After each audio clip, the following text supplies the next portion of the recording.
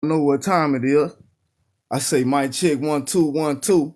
Make sure we live and direct. What up? What's good? TikTok. Why ain't nobody but us in the room in the building? Let me say appreciate the platform. Letting us get on it and speak our minds as much as possible to like-minded individuals. Mic check 1 2 1 2. Y'all see the title, the mark of the beast.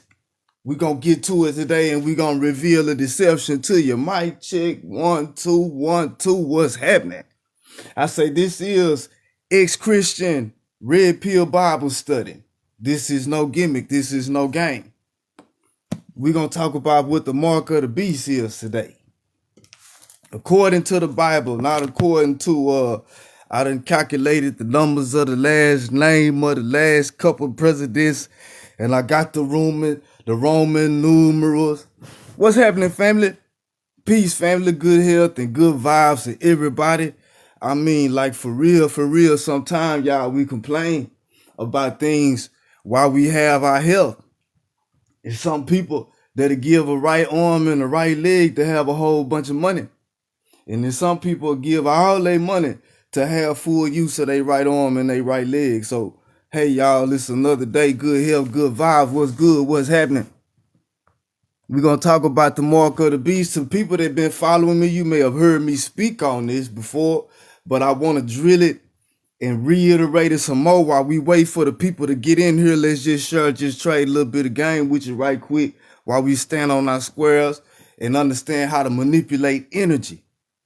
The last time I was here, we spoke on the fact that we usually react to energy, but we should learn to respond to intent, the intent behind the energy. So when we get into the manipulation of energy, there are those that believe that they can work within and through this system to bring about the illumination of mankind. And then there are those that feel that we must work outside of this system to bring about the illumination of mankind. The work that we do is outside of this system. Depending on which side or which perspective you're looking at it, we are those that are said to work from dark or chaotic energy. It is unstructured. It's not part of an organization or a church. It is the functions of the subconscious mind, which the black and the white square are representatives of. But we're going to talk about the mark of the beast today. Mic check, make sure we good. If I start buffering, y'all let me know. If you hear some noise in the background, it's some construction going on the floors in the front room in here. So if you hear that in the background, don't pay that no mind. Mark of the beast, y'all, what is it? Let's get this understanding. So trigger warning to the Christians before I get started. Christians and religious people, you may be offended by the information that I'm about to share by way of revelation from the book of Revelation. You may feel the information that I'm sharing is not right according to your Christian doctrine. I contend to you that I'm not in front of you attempting to be right according to anybody's doctrine or the way you perceive the information in this book. What I am doing, for those that's been rocking with me and for those that's new here and it's your first time listening and you just stopped in, I share and we look into the Bible outside of religion, outside of the confines, the condemnation, and the doctrine of religion, and break down the information, the ancient information in the book that existed before the religions did. In the understanding, before we get to the mark of the beast, let me do some background work right quick before we get to it. But we coming from Revelation. Well, the word Bible mean book, and the Bible as we know it was put together by what's called the Roman Catholic Church. The information in the Bible existed long before there was a such thing as a Roman Catholic Church. Let's get this understood. Marinate on that for a second. what was done, what's called the New Testament, is an invention and compilation of the Roman Catholic Church. They attach what's called the Old Testament to it to give it authenticity, to make it appear to come from antiquity and just to be a continuation of it. We're just looking at the political side of the creation of the religion of Christianity. In this 7-day week that we got, right? In order to consolidate the empire, because we're going to start trading game on another level, and we're going to export our religion around the world. We're gonna promote and put out the very first broadcast in the history of broadcasts called the Bible. But before we get there in the consolidation of this new form religion, to pay homage and to keep the empire together, we're gonna pay homage to each one of their gods by naming each one of our new days after their favorite god. So we got this 7-day week period that's named after a different god. And we also, under this, we also have a system, an economic system, a belief system, a political system that is operated under these ideologies. What is called Gnostic Christians did not necessarily call themselves Gnostic Christians, but the beliefs and teachings and writings of what's called Christianity came from them. And some people say they were Nazarenes or whatever the case may be. These people were hunted out, rooted out, and so were their writings. Those that could not be incorporated into the new religion, mic check 1 2 1 2, were left out completely, burned. And the people, my boyfriend, y'all, you look like I am from. Let me know if y'all can hear me. Mic check before I start cooking. Before I go to cooking, y'all let me know if I'm good. Cause y'all know I just take right off.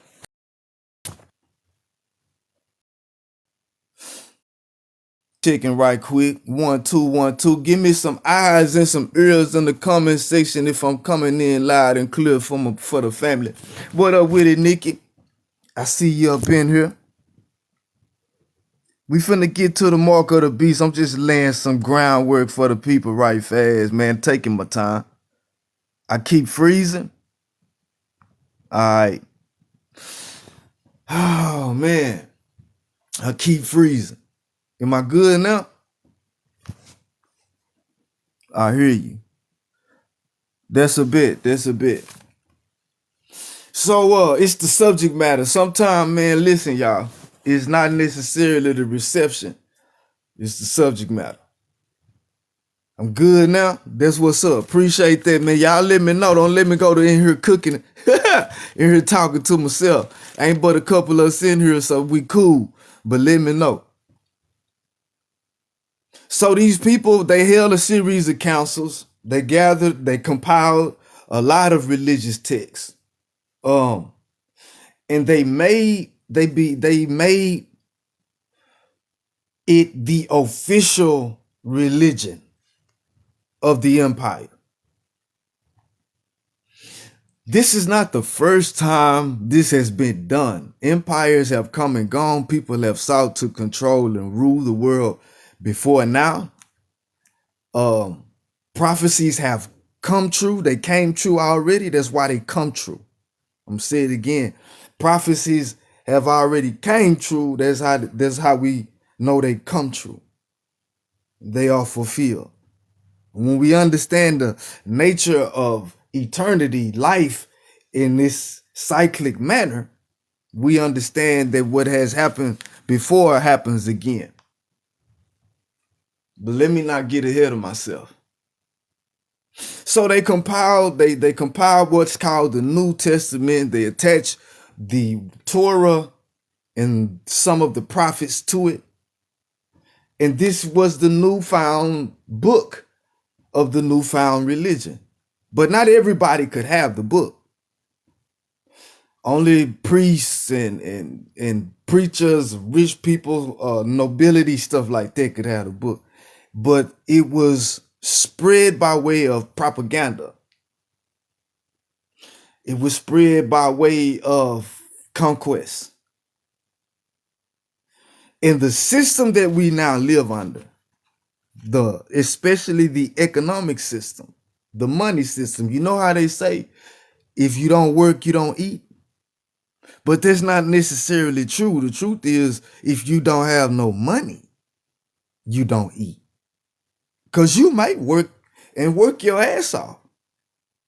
But at the end of the day, if you ain't got no money, you might not be able to go buy you nothing to eat. This is a system that we live under, and we didn't vote this system into place. We didn't choose it. We didn't elect it. We didn't go like, yeah, that's the way to do it. No, that's not how we got this.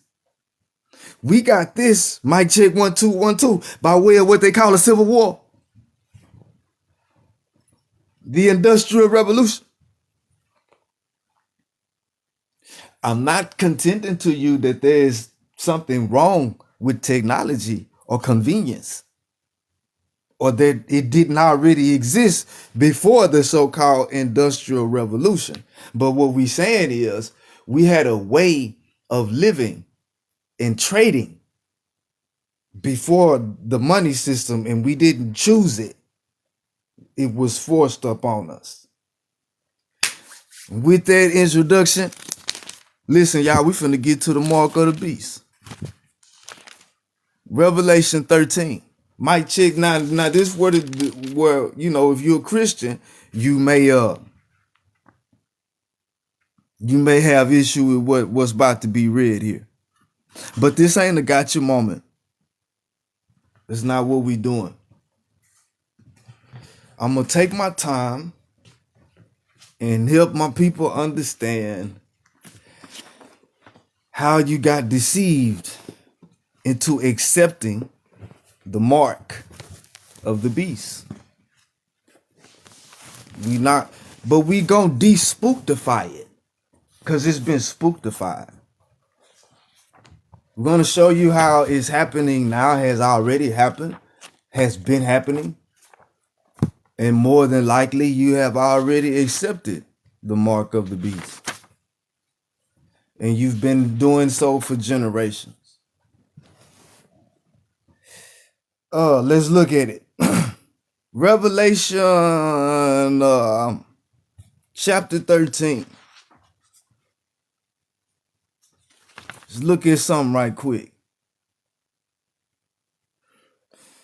Revelation chapter 13, verse 16.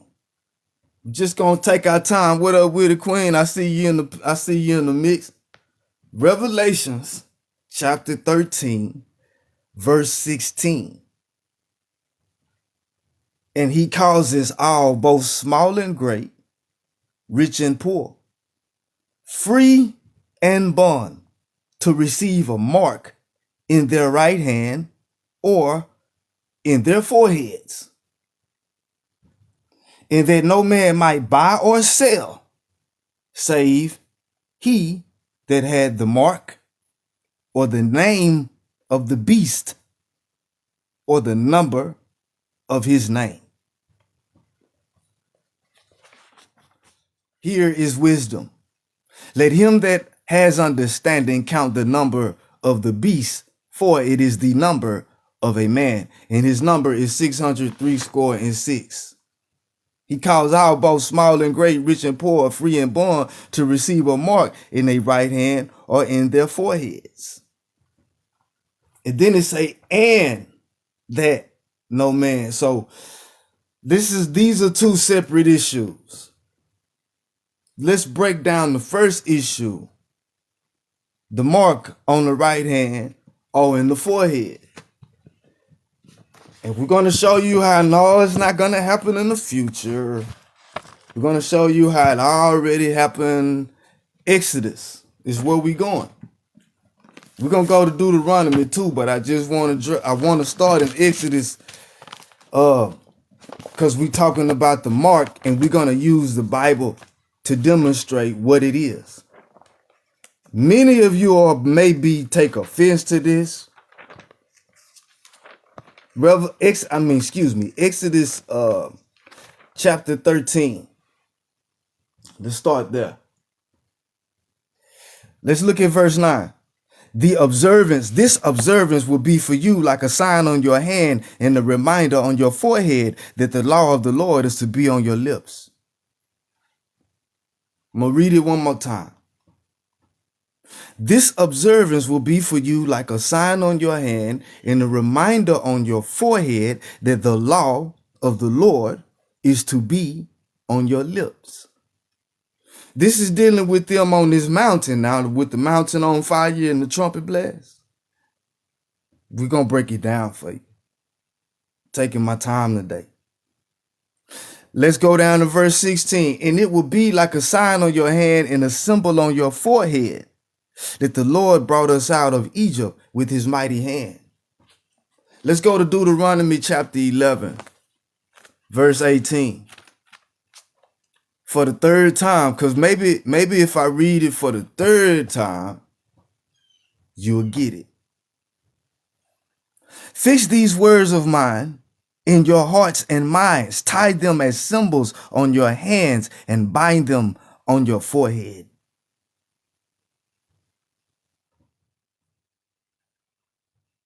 This is the mark of the beast. So let me show you how. Let's look. I'm just taking my time. Go to Exodus with me. We're gonna just bust it down. But right now, I really want to show my people something. Because we're not letting up.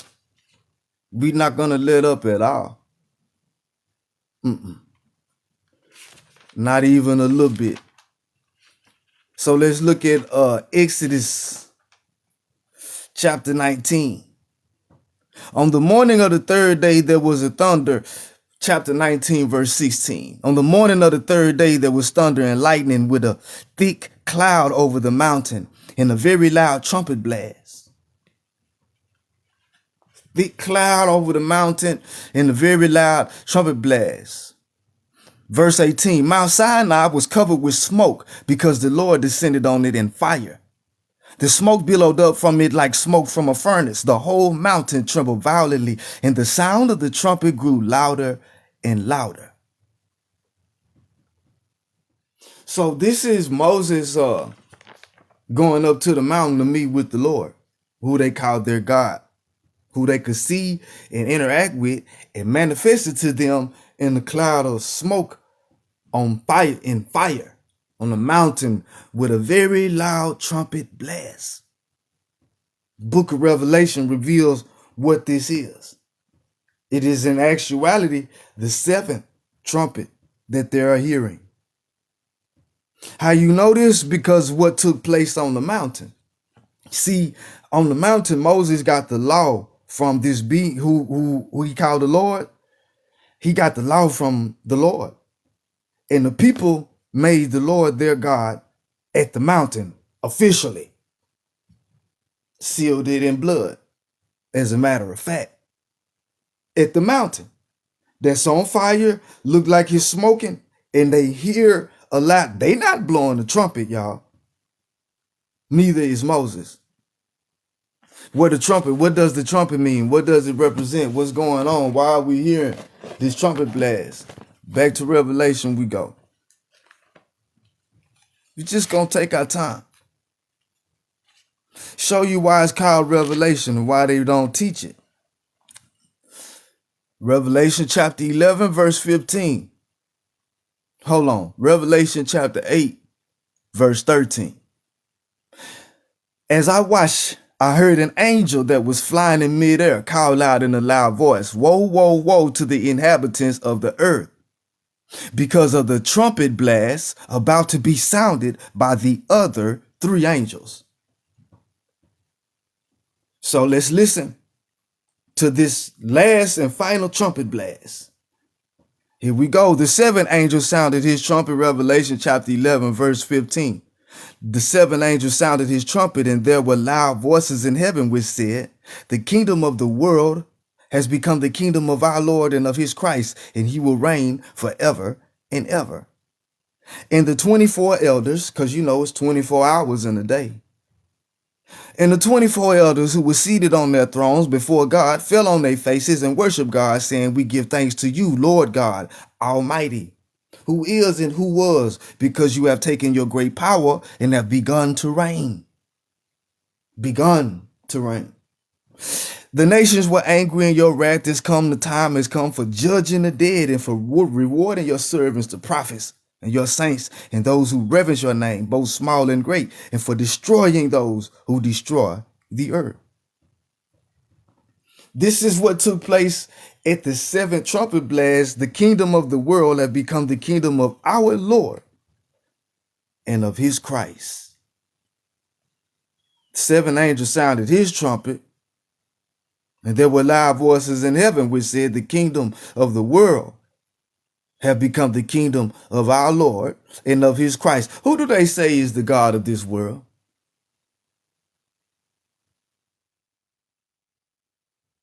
When did it happen? When did it take place? Well, the book say at the seventh trumpet. What took place on that mountain? A transfer of power took place. They made the Lord their God. And his Christ, his anointed, that's what Christ means. His anointed. So let's look at it. Let's understand what's going on, what you got caught up in now. Because they put it plain in your face. They had to. It's a universal law. But they did not have to make you go and get the understanding. Because you have to go inside to get it.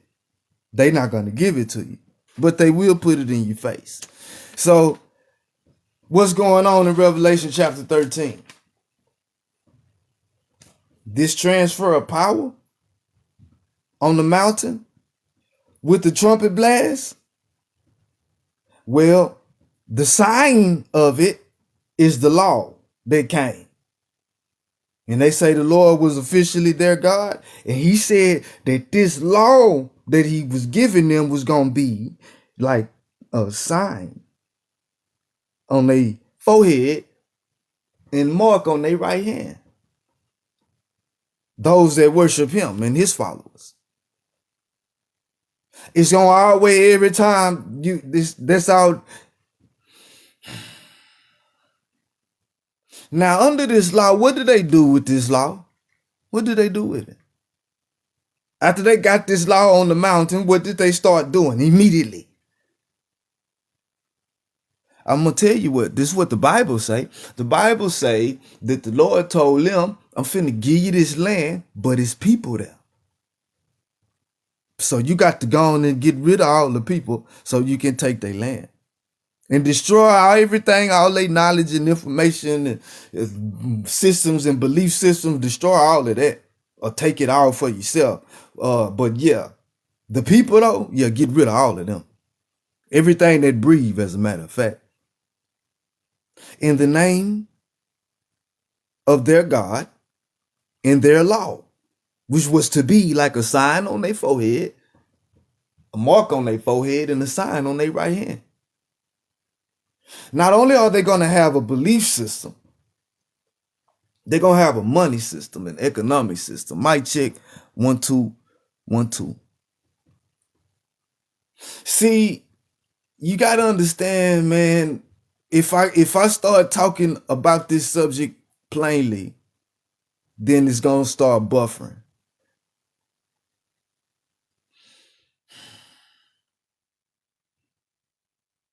So let's just read what the book's saying. We're going to do our very best. Verse 16, he also forced everyone, small and great, rich and poor, free and slave, to receive a mark on his right hand or in his forehead. The New King James version, the New International Version put so that no one. But King James, you know, they left a lot of clues. He put and so is different. So I'm gonna go back to that one. I'm just taking my time. And that no man might buy or sell, save he had that mark, or the name of the beast, or the number of his name. So this is a belief system. This is a law. A system, a belief system, and a type of law. What is this belief system? What is this law? It's basically what they call merit based. You got to do something good or right to get something. They took the inheritance of the indigenous people, because the indigenous people live according to their culture and their inheritance. But because of their law and their God, they went and took other people's inheritance. So that you can no longer live off your inheritance, you would have to live under their system to survive. This is an ancient blueprint of conquest. You see all of the catacombs and the caves that they find in Greece and Rome and France. Do you know these were from people that were hiding from Christians? They were hiding their texts and their books. Because Rome, when they invented this thing right here, this was the system. Like nothing else was allowed. You can't come with nothing else. It's a heresy. It's what they call it, heathen. You're a heathen. You're pagan. It had what's called the Dark Ages. And then after the Dark Ages, right after the Dark Ages, they came with the Age of Discovery. After the Age of Discovery, they came with the so-called slave trade. And following right behind that, you got the Industrial Revolution. But let's take our time and look at this mark, because it's other places in the Bible that talk about the mark of the beast where we don't even have to do no stipulation, congregation, and manipulation. You understand what I'm saying? So, First King, y'all know where I'm going if you've been rocking with me, but some people may have never heard this. And I don't want to present it in the type of energy where it's a gotcha moment, because it's time that you learn the Bible and stop believing in it. Learn it. It's a book. That's what Bible means. What book is there that's written that's meant for you to believe and not to learn and know? Who presents prophecy to you if not for them to be fulfilled? So let's look at it. First King chapter 10, we're going to look at verse 14. Y'all ready? Make sure we good. You cannot work your way, is by grace. Ain't that the truth? The weight of the gold that Solomon received yearly was 666 talents. I said First King chapter 10, verse 14. If you want to understand what 666 mean according to the Bible, then let's look at it. The weight of the gold that Solomon received yearly was 666 talents, not including the revenues. So this 666 talents of gold is included, not included in the revenues from merchants and traders from all the Arabian kings and the governors of the land. So what is the 666 talents of gold? We talking about the revenue that Solomon received yearly, in addition to the revenues that he received from all the Arabian kings. Who is Solomon? Who is a descendant of Solomon that's worshiped in the world today? When they put it on the money, on the revenue. In God we trust. Who they talking about? Whose descendant are they talking about? What does the revenue represent? What did it, what does it, what is it, what was it a representation of until the year 1971, until they went to the fiat system? But even still, what do it represent? Gold. We talking about the beast and his system. So these 7 heads, see, the Roman Empire instituted the 7-day week, and they named each day of the week after the people's favorite god. This 7-headed beast system. Then they had this economic system, man, and this system of belief that made it so that if you didn't have their money, you couldn't buy nothing. No. Listen, you don't understand. I don't care how much work you done. I don't care how much it was appreciated, how hard you was sweating when you did it. If you don't got none of our money, you can't buy nothing here. If what you do don't produce some type of revenue for us, you can't eat here. But they say you don't work, you don't eat. Well, that's in their land. In our land, if you don't got no money, you don't eat. That's how we rock it. This is not the first time this has been done, y'all. It's not. It is not the first time it's been done. That's why it's able to be prophecy that it's gonna happen again. That's why it's happening now. So if you already accepted this belief system, this merit-based system, your relationship with God is transactional. If your relationship with God, if you got to do something right and say something right and perform the right ritual to receive the blessings of your God, then you have accepted this mark, this law. If you under this law and all of the tenets and the beliefs that come from what these people got at this mountain, and this is your God, you've accepted the mark. Because the real God is in you. And that's where he show up. Not on the mountain that's in smoke, look like he's on fire. Nah. That's how the imposters show up. With the parlor tricks and yeah. But the real, the most high, the kingdom is within you. But you remember that it was an enemy and an imposter that wanted to be worshipped in place, and he was able to deceive them by the miracles and signs and wonders he performed in front of their eyes. So the people always look and go after some type of miracle or wonder performed they can see in front of their eyes. But it's presented this way to separate the chaff from the wheat. Those that know it and those that believe it. We not knocking you though. We just revealing to you what has been hidden from you for free. We don't expect you to do nothing but get some understanding. No ritual, no join, nothing. Get you some understanding. That's it. So with this understood, let's look at this B system that we've already accepted. Don't we accept, hey, this is just the way it is?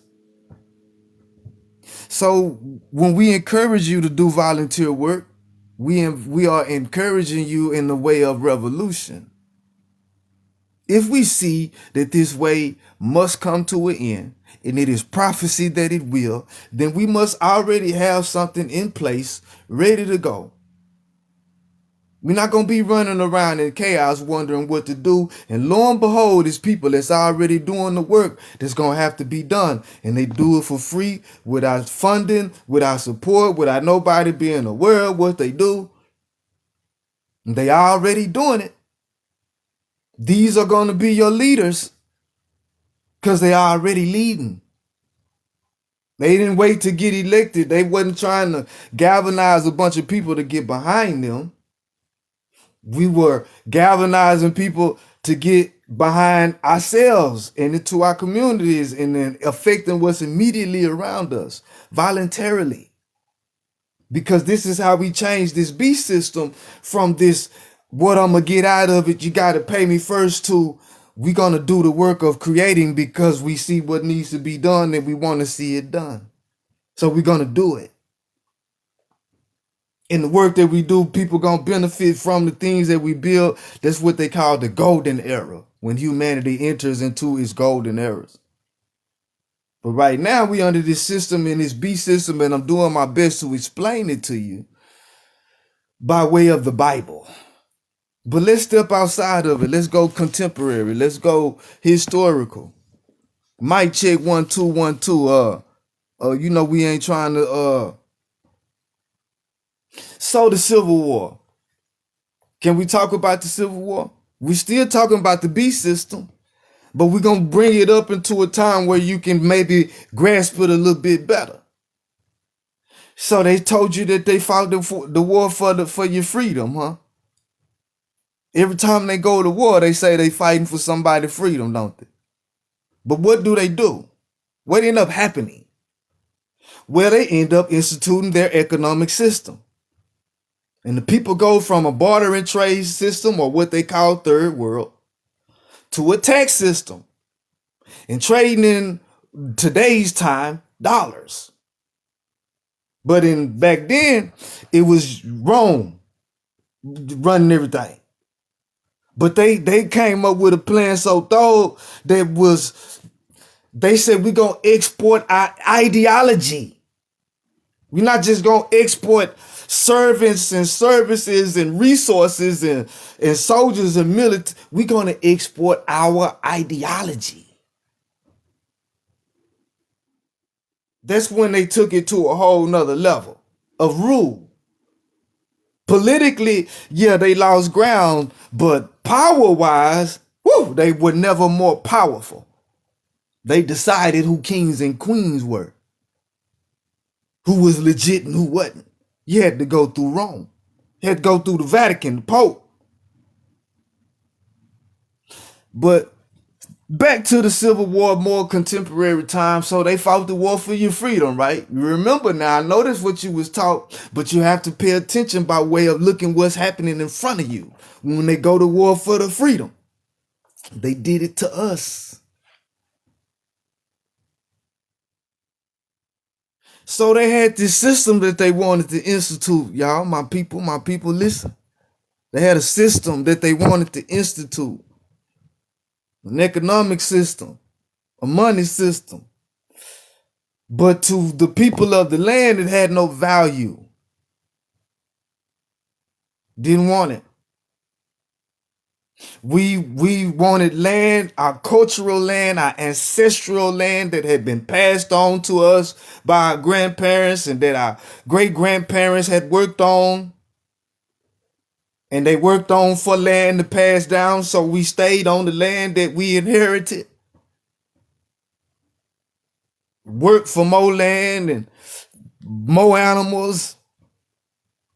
Well, this system of living, this system of trade became outlawed. Basically. But they had to make it, so if we got this money system, a new system of pay we want to institute, a new system of trade that you got to have this. But we got a whole big part of the population down here in the South that don't want it, don't need it. They don't need nothing we got going. We need what they got more than they need what we got. So how can we get them to trade their land and their crops and their animals for our money? We can't. Not willingly. My money I can't live on this. I can't eat. Are you crazy? So the way that they were working this barter and trade system became outlawed and called slavery. You ain't getting paid. You ain't getting no money. You a slave.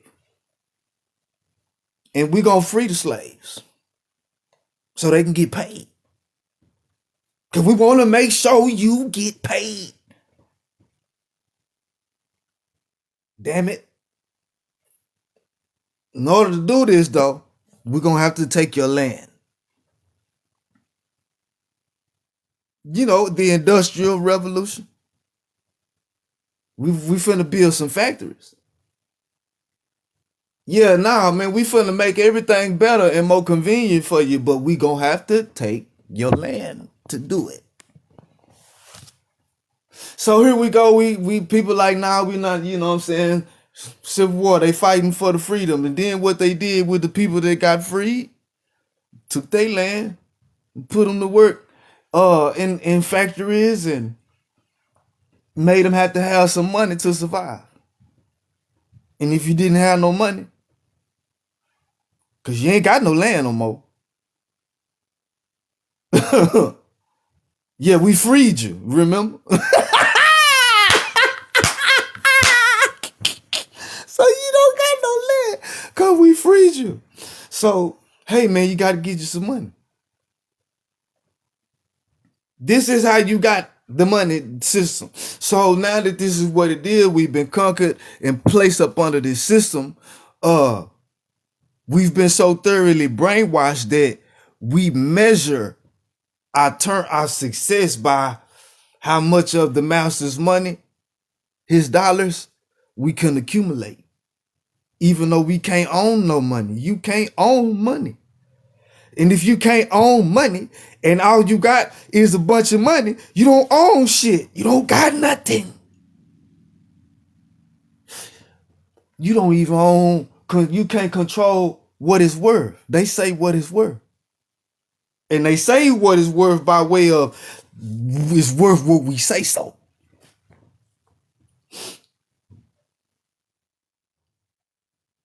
So you got to understand, he forced all. Let's read it one more time, because now I think let's read it, and let's read it slow. The mark of the beast. What it is. One more time. Revelation chapter 13, verse 16. And he causes all, both small and great, rich and poor, free and bond, to receive a mark in their right hand or in their foreheads, and that no man might buy or sell. This is something else he did. Something else he did. No man might buy or sell, save that he had the mark, or the name of the beast, or the number of his name. In 1 year, Solomon received 666 talents of what? Gold. Man, you can't buy nothing. You can't make no move without something that represent gold in some shape, form, or fashion, or the number of his name. Man, hold on. Ezra chapter 2. Because it sound like I be talking sometime, and I might just do. But I bet you this book gonna back it up too. Ezra chapter 2, verse 13. The children. I have to pause here every time I come here and I do this little old lecture, this lesson on this topic. I always have to pause and give the context. What's going on in Israel are the children of Israel returning from Babylon. Babylon means confusion. It is a state of being, state of mind. We are talking beyond geographical locations and time. We are outside of both when we deal with states of mind. Ezra chapter 2 is dealing with the children of Israel returning from being exiled in Babylon. Got taken captive and held there. So here we go. And to get down to chapter 2 and verse 13, you got a man of Adonikim, 666 is what it say in Ezra chapter 2, verse 13. Y'all see it? So Adonikim has 666 descendants with him. I took you to 1 Kings chapter 10, verse 14. I took you to Ezra chapter 2, verse 13 to show you the two places in the Bible where you have the number 666 as is written in Revelation chapter 13.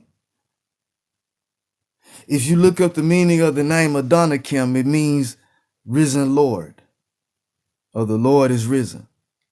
Adonai, Lord, Ikam, risen, is risen, the E in the Cam, Lord is risen.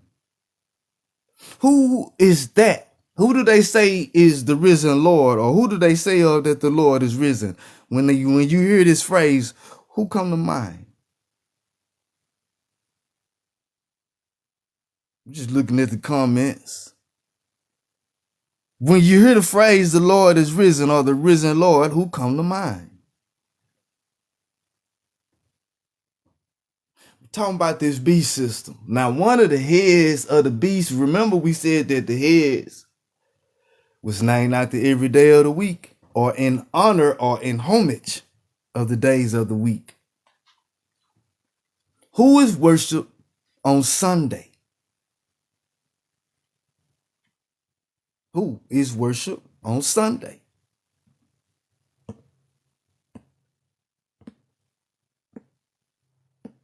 There it is. When you lay the information out as it's presented to you, so why is it hidden this way? You were hidden. Here you mean. It's the way that the Most High work. The most valuable and the treasures of the kingdom are stored away hidden in plain sight. But you were hidden. And evil has within it the seed of his own destruction. It's here. It's all here in this book. It's just the way that it's been taught to you was by way of magic, ritual, ceremony, incantations, invocations, blood rituals. This is what they wrapped the information in and presented it to you like that. And then that energy you reacted to. But there was an intent behind it that you didn't see. And you must ask yourself, what was the reason? Why did they present this information to me in the way that they did? Why? Why are they doing it? And everybody that does it here in the land got something in common as far as with the government and the understanding with them. Tax exempt. To be able, so you can accept donations without those donations being taxed. But there is a certain curriculum that come with having that status. Certain things that must be done and maintained. But they standing on their square now. The square I'm standing on, they call the dark one. Chaos. Dark energy. Y'all will catch it, man. To invoke fear. Yeah. The Sabbath is the day of the worship. Somebody said the Sabbath is the day of worship. So you were taken captive, God first always, by way of ship, citizenship, friendship, relationship, in the worship of all, the worship. Catch it if you can. The duality dictates that there's going to be a true and false. So you got true worship, false worship. True worship is natural. It's genetic. False worship is ceremony and ritual with no understanding of what the ceremonies and rituals represent. Because there is no understanding, it's done for show. Look at me worshiping. Because you have no understanding of what it is that you're doing or where you are on this warship. So when we talk about that term, I know that there are religious connotations associated and attached with the word worship or the title God. People fall out loud behind God. Oh, these are letters. None of the attributes of God have to do with anything about letters or consonants or vowels or languages. We're not dealing with that. This is not what this is about. But if it is needed for you to gain some type of grasp and understanding on these concepts, so be it. The highest form of what you call worship is imitation, though. That's why you act like your mom and your daddy, and you look like your mom and your daddy. This is a sign for you. You look and act like your relatives that's in your DNA in honor of them. Let us make man after our image and our likeness. So this is an honor. This is in veneration. This is in worship. Because the highest form of worship is imitation. That's why you got the other side of it, which is called idolatry, and the people that we idolize outside of ourselves, outside of the king. We want to be like Mike, want to be like Beyonce, want to be like whoever it is that we idolize. I always use the example of Michael Jordan or Kobe Bryant to help people get the understanding of idolatry. When you buy Michael Jordan tennis shoes and the Michael Jordan jersey, and you go to the basketball court and you shoot the basketball and you say, Jordan, that's you shooting the ball in the name of your idol. You want to be like him. You are idolizing him. You are imitating him when you shoot the ball. Dress like him and saying his name when you do it. So you'll notice a lot of people that practice idolatry will be focusing on names to call out while they do it. I am, you, father, mother. That's about all I got for you, Jack. Catch it if you can. As far as names that's needed, I need to know who I am, what I am, where I come from, who my father is, who my mother is.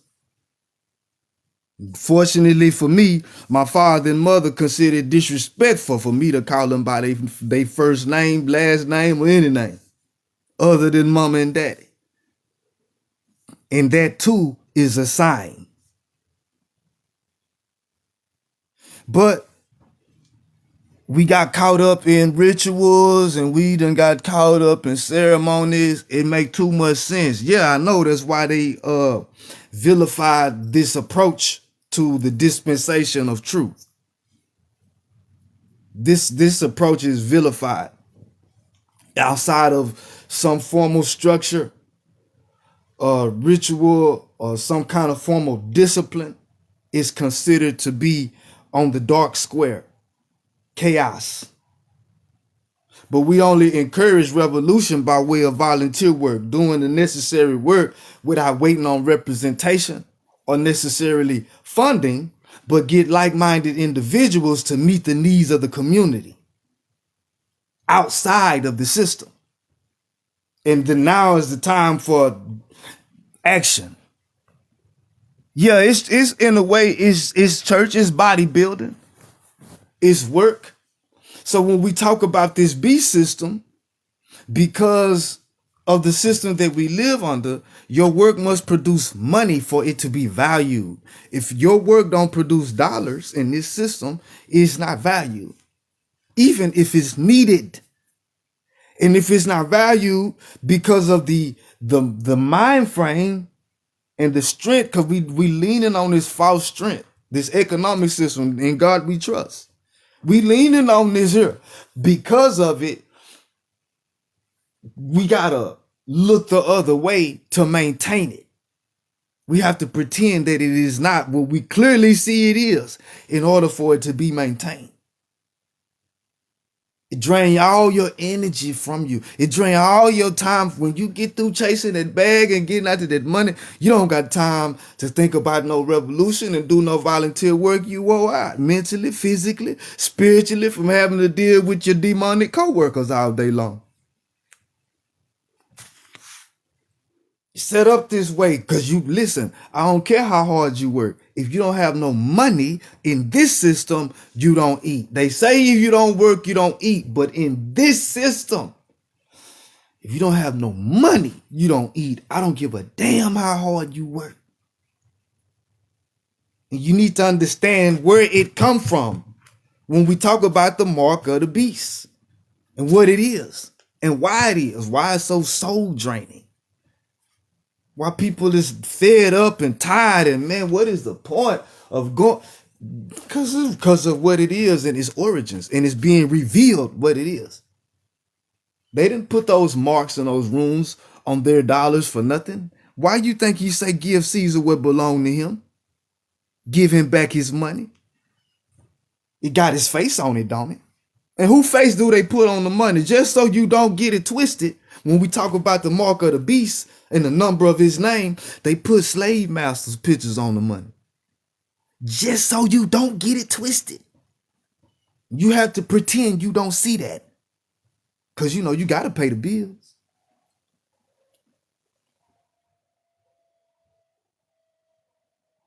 So it tell you that in the time of revelation for those, let's keep going. Let me help y'all understand something. And this ain't a gotcha moment. I don't want to encourage people to be fearful of anything because it ain't nothing to fear. It's nothing to fear. But we've become accustomed to living a certain way and certain conveniences and amenities that we fear living without them or thinking that we may have to. But I'm telling you, it's going to be better when we get rid of their system. We're going to do it better. It is, we don't got nothing to worry about remove. What we going to do? Man, we going to do it so we already do it better. What you mean? Who you think they... All right, so hold on. Let's look at Revelation chapter 12 one more time. Verse 17. And the dragon was wroth with the woman and went to make war with the remnant of her seed, which keep the commandments of God and have the testimony of Jesus Christ. And have the testimony of Jesus Christ. I emphasize that because you have people that's going to come to you with a testimony about Jesus Christ. And I'm here to tell you right here today, even a demon can come and tell you a testimony about Jesus. But to have the testimony of Jesus is something entirely different. It has to do with being aware of your anointing. And if you are aware of your anointing, aware means conscious. Anointing means Christ. Christ consciousness. And you're going to have the same testimony. Because everybody with this awareness has the same testimony. This is where it came from. We tell the same story over and over again. So the point is, the dragon is wroth with the woman and went to make war with the remnant of her seed. Not everybody. Not everybody. Her and the remnant of her seed that keep the commandments of God. Wait a minute, you just said you was talking about the commandments on the mount. So we got to show you what the commandments of God are. You may have never heard this. Nobody may have never ever told you, according to the Bible, what the commandments of God are. So let's give them to you. Make sure you know it. Never forget them. Never ever forget these commandments. Whether you believe it to be true or agree with it or not, remember. Genesis chapter 1.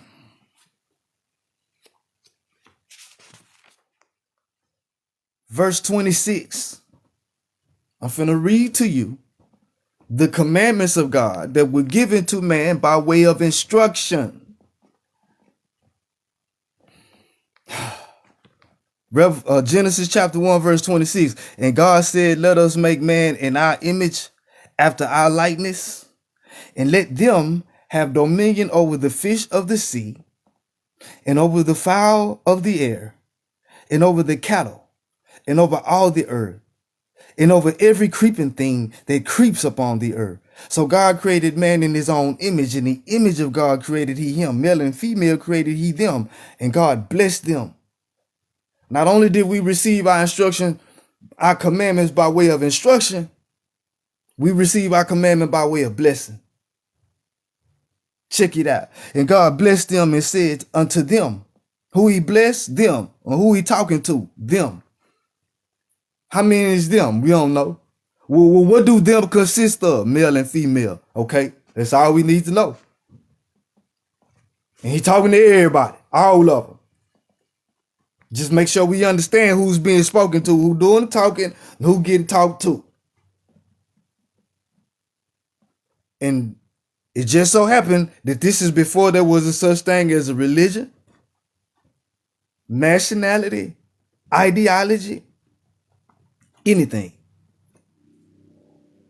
So let's seek the kingdom first, what they say. And God said, hold on. And God said, bless them and said to them, be fruitful and multiply and replenish the earth and subdue it and have dominion over the fish of the sea and over the fowl of the air and over every living thing that moves upon the earth.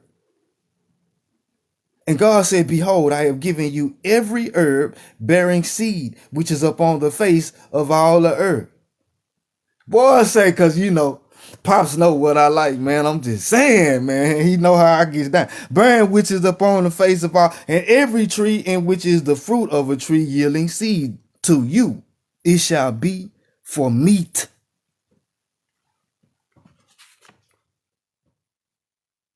Y'all see that? Then he go on to give his same diet to all animals that he made, that God made, excuse me. When we say he, we talking function. We not talking gender.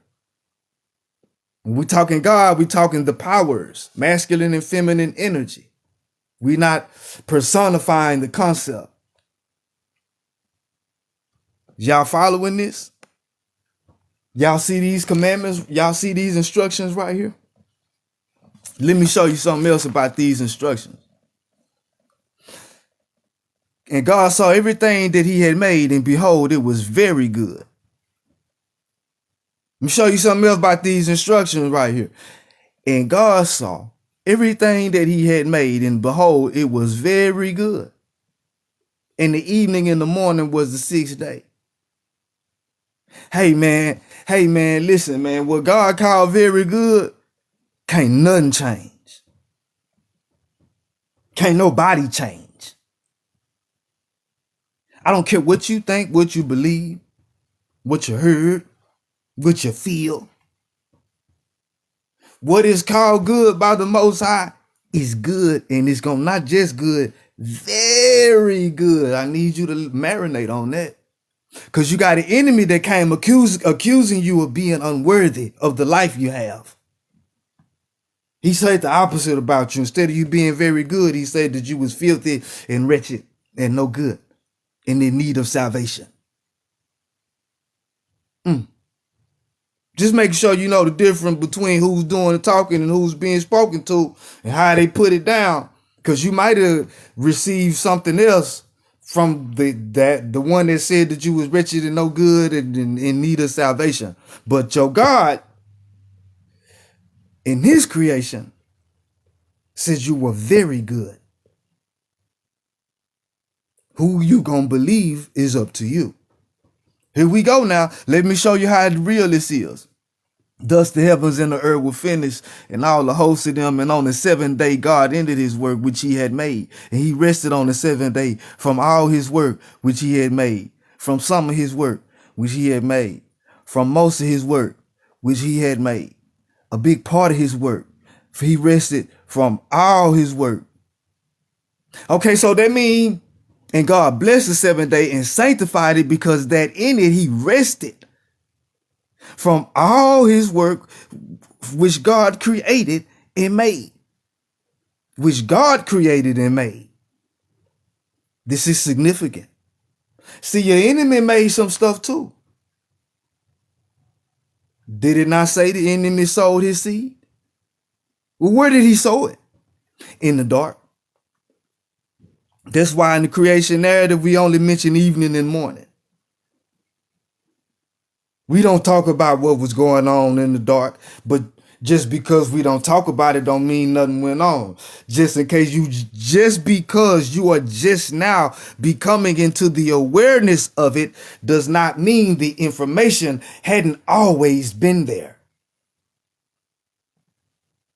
It's not nothing coming back. It's us coming into the awareness of what is here. And we are coming into the awareness of it by degrees, cycles. Let's take our time. So when we say rest, because in God's creation, God don't mention this thing that you have called curses. You got that from your law. You got that from the Lord and his law. His law included conditions and stipulations that are called curses that you accepted, not only as coming from your God, but as right, as if you could make a call on what right is. But you did. And by doing so, you accepted this mark, this way of thinking, and this understanding that you lean on. In God we trust. Leaning on this old good understanding. So everything we do got to lead to some money, and that's how we know it's good in this system.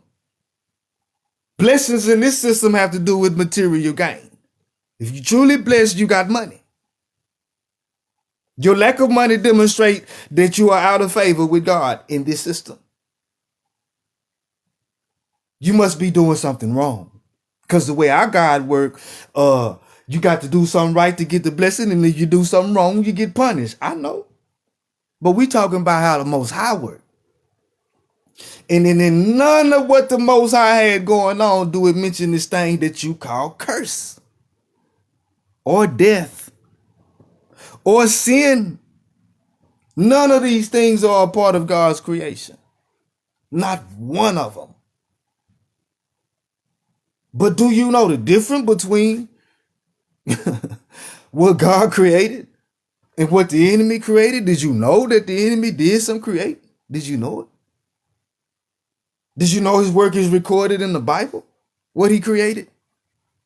And his law and what they did under his law? They say they left alive nothing that breathed under their law. All in the name of the Lord. Come on now. You call it right, holy, and good, don't you? We know. We knew you would. See, this stuff got to be unlocked by DNA. It's not unlocked by intellect. It's unlocked by grace. It's by way of the grace of the Most High that you're going to get it. That's how it comes. Just so that you know that it comes from the kingdom only. Not by strength, not by man, not by belief, not by work, but by my grace, by my hand. That's how you get it. But under the beast system, you got to do what's right, or else you're going to be punished. So you thought that you could decide what right was, huh? Let's look at this mark that you under. We still looking at how you got a hold to this mark. So let me show you what happened to you. Genesis chapter 3, verse 6. Let me show you what happened to us. Let me show you what happened to me. What happens to us on a daily basis. Every day. We are faced with these choices every single day. It's a everyday thing when you let you know. It's an everyday thing, man. It is. Well, now we talking about, everybody want to talk about worship. Well, we just talking about how you worship the Most High. It's an everyday thing. So this is what we get faced with. Genesis chapter 3, verse 6. And when the woman saw, who is the woman? The wisdom of the man. And what wisdom was that? The wisdom that he took from his flesh. Woman represent his wisdom. This is what we got our wisdom. This is what happened to our wisdom. How our wisdom got perverted. It was already backwards. Let me show you what happened. And when the woman saw that the tree was good for food and that it was pleasant to the eyes, it looked good, and a tree to be desired to make one wise. This is the problem. Who are we dealing with? The woman. Who does she represent? Wisdom. And what's she looking for? Something to make her wise. Where's she gonna get it from? Outside of herself. Is that where wisdom come from? Is not wisdom described as female? Is it not an attribute of the kingdom of the Most High, which is where? Within you. So where do wisdom come from? Where you get it? Who convinced you that you didn't have it? Let's look at it now, because we're trying to show you, if you look at this book. Now, if you take it literal, it's a whole nother take. I'm not going to give you the literal take right now. We're looking at something else. I've been over the literal take, and those that insist on taking it literal, if you insist on taking it literal, it reveals something else entirely. But we're going to look at this allegory a little bit more. She took of the fruit thereof and did eat, and gave also unto her husband with her, and he did eat. And the eyes of them were both open, and they knew that they were naked, and they sewed fig leaves together and made themselves aprons. See, the Lord God had told Adam that he couldn't eat from the tree, the fruit of the tree of the knowledge of good and evil. And if he did, he would die. In God's creation, God don't mention none of that. We rest. We are told to be fruitful. Trees go through periods of rest. We rest. But the Lord in his creation, he started with dirt. I'm going to say this again. I'm going to take my time. I ain't going to rush through it. We just going to give it to you plain. In God's creation, we don't mention dirt. I say this all the time. We don't mention dirt because the dirt part is not alive. That's not who you are. It's not what you are. There's no life in the dirt. It's temporary. In the Lord's creation, it starts with dirt. It starts from the point of death. It is a sign to you to show you who and what he is by how he works in the order that he worked from. If you form a body and it's just dirt and you ain't breathe no life into it, it's an unalive body. It's a dead body. His work starts from the point of death. His year starts in the dead of winter. It's when he started his year. Right after the winter solstice. It's just showing you the system, who it is and who they paying homage to. Because just like you got life,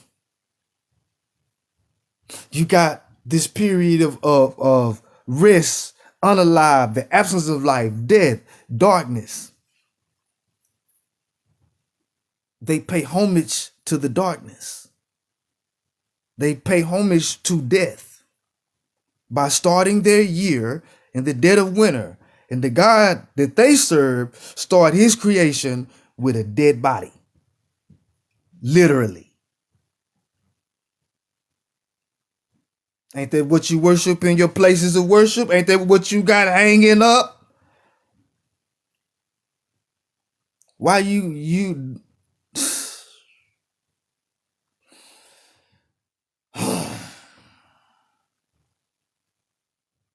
So the revolution is taking place in real time by way of people coming into the understanding of how you got deceived and confused and held captive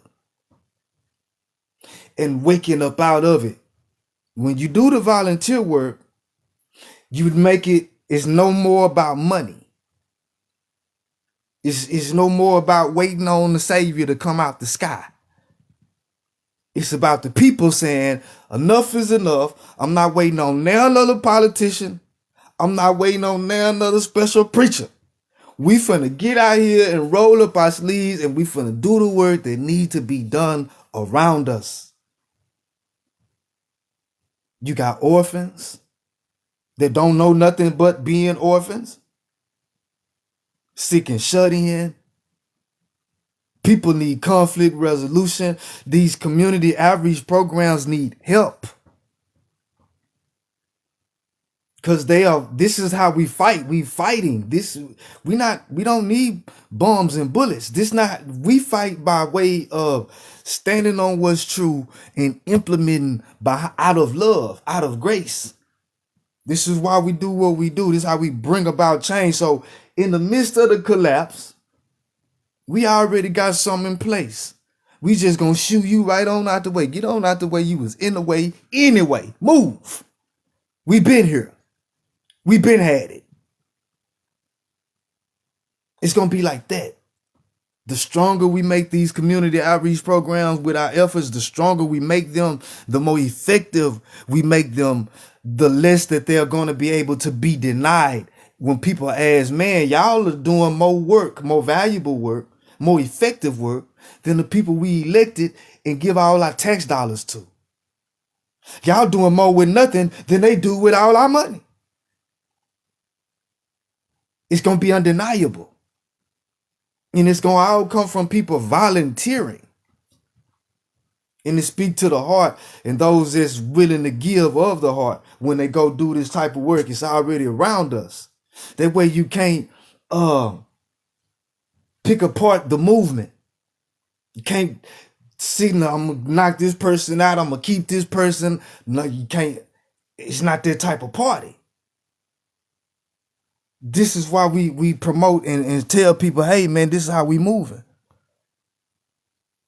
Yeah, this is how we affect change. And we ain't doing no tripping or we bring awareness to what it is we are doing. And by way we manipulate energy in a positive way, instead of being against something that we don't like or that's ineffective, all we do is bring awareness for what it is that we're working toward. And that's manipulating energy in a positive way. And it goes a longer way than getting riled up to be against something, but nothing actually being implemented to serve the need. You know what I'm saying? I have had visions of this. Yeah, it's coming. It's coming like a tidal wave. Because people just fed up. They ain't going to just keep waiting on somebody to come out the sky or the pulpit or the White House. Nah. You're not going to get us to keep doing it neither. Just looking at the comments, mic check. Y'all know I'm finna slide in a minute. Oh, Chosen, say I'm with it. Yeah. This is why they start the year. So we was just looking at the mark of the beast. I was showing you how it is an economic system and it is a ideology, a religious ideology that came by way of a miraculous event that was recorded in the book of Exodus chapter 19. This is where you get your mark. And the number of his name is a representation of their economic system that they implement under this system that we live under today. And you can't buy a trade, rich or poor, without their money. I don't care how hard you work. If you don't got their money in this system, you might not get you to have nothing to eat. A credit card, the number of his name. Anybody got some questions? Anybody got some comments that may have came in and missed what the mark of the beast was or where it is in the Bible? It's been a minute since I've been on here. It's good to get back and chop it up with the fam too. I need it as much as some of the people say they need it, man. I be needing to come in here and chop it up with y'all too, man, for real. Cause it's like this, man, this type of work on this type of level, is attacked. Nobody, you don't know, anybody that, come on this level and present it, then what we face around us, and the pressure that we face around us by way of this system, and speaking out against it, bringing awareness to what it is. It's a whole lot of that we have to go and deal with and try to do so gracefully. But it's cool. And I accept what come with it. I don't mean anybody any harm in what I do. I do consider it to be not only work, but valuable work, much needed, to encourage people, to remind them that, hey man, it's already in you. It's just people, that's why they've been putting so much effort to get you to believe in anything else, to look at anything, to idolize anything other than yourself. But when we talk about Moses, in the time of Moses, he was drawn from water. Moses means drawn from water. We are in Aquarius. Who's going to be drawn from water? Our leaders. The law is love, and we got it by grace. The feeding of the 5,000 and the 2 fish in the groups of 12 is the feeding of the children of Israel, the children of the Most High, symbolically. 5 represent the law, the 5 books, which are an extension of the 5 senses, what governs the body. And the 2 fish represent the age of Pisces. I'm going to be with you until the end of the age. This is the symbol of Pisces, but we're talking about these two lawgivers, 2 dispensations. One is the awareness of the body, one is the governing of the mind, drawn from water and Christ. The combination of the 2, the dispensation of it, is when you begin to bear fruit, when you come into the awareness of it. It's what we doing now. All of these are describing things that take place within us. The 2 fish, if you want to go deeper, represent your subconscious and conscious mind. Moses drawn from water, we talking about you. You was drawn from water. That's why you developed head first in a sack of water. I'm going to be with you until the end of the age, and the age of Pisces is over with.